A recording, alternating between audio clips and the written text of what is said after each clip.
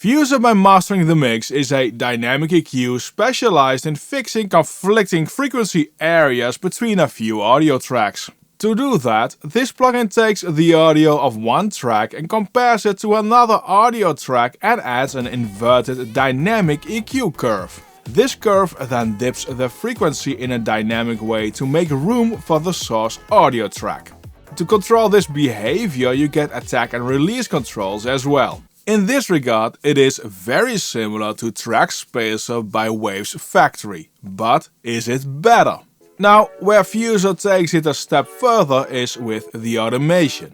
Conflicting frequency areas get highlighted. Red is for the mid signal, yellow for the sides. And by pressing Resolve Conflicts, these will be reduced automatically on the track with Fuser on it. You get a suggested EQ dip. This works as a very refined threshold where lower means more reduction. You can set the width as well. That means that Fuser gives you a starting point where you can fine-tune the dynamic EQ reduction to your own taste. Fuser works via the sidechain option in your DAW. Without it, it doesn't work. The track you want to be the dominant one will be sent to the sidechain of Fuser, which is on the track or tracks you want treated. Phase rotate is automated as well. The plugin checks the phase of the sidechain and the audio with Fuser on it. It will then use phase alignment to get the best possible sound.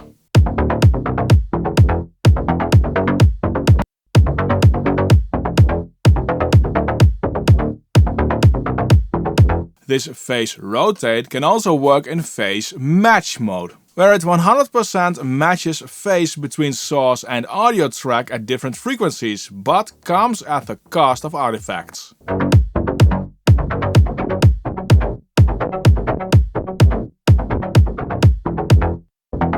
Use with care. You can also let the plugin focus on a particular area, which is the best practice overall. Set the filters so the plugin works on the conflicting area only. One scenario where you want to use Fuser is with bass and kick. Often these have overlapping and conflicting frequency areas in the low end. The kick is the source and I want the bass synth to be ducked.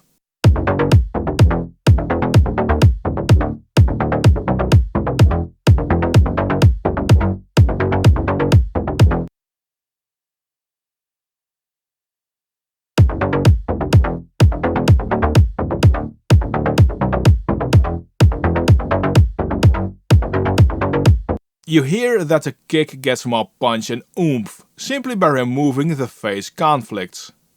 Oh, I can see you making eyes on me. You think you got it so good. Oh, I can see you making eyes on me. You think you got it so good.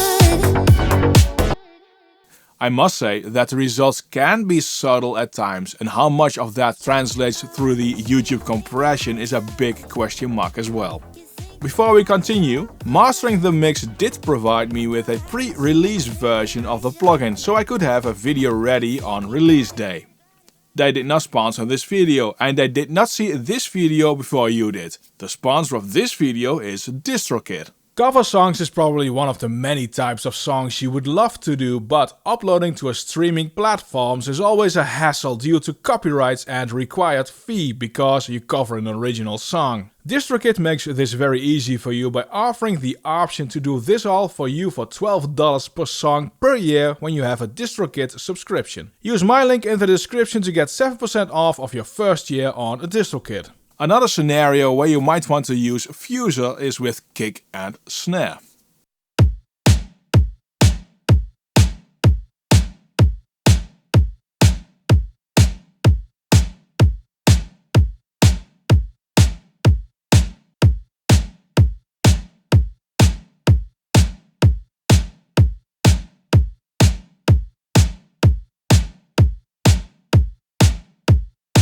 Resolving conflicts will now give a more focused sound between kick and snare. You gain a bit of headroom here. The plugin can work nicely on multiple tracks like backing vocals and lead vocals. Take the lead vocal as a sidechain source and use Fuser on both background vocals like I did here. Don't go wasting time, we'll get lost in the night. Don't go wasting time, we'll get lost in the night. Don't go wasting time, we'll get lost in the night. Don't go wasting time, we'll get lost in the night. The result is a tighter sounding ensemble of vocals.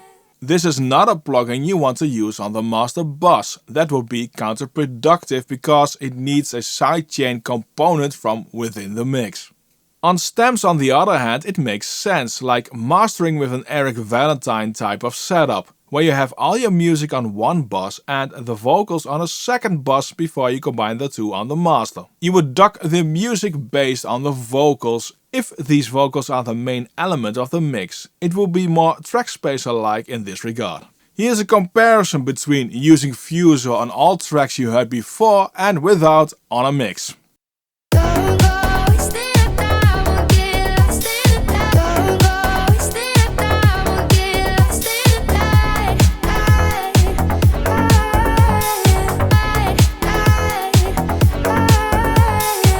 Don't go wasting time, we'll get lost in the night. Don't go wasting time, we'll get lost in the night.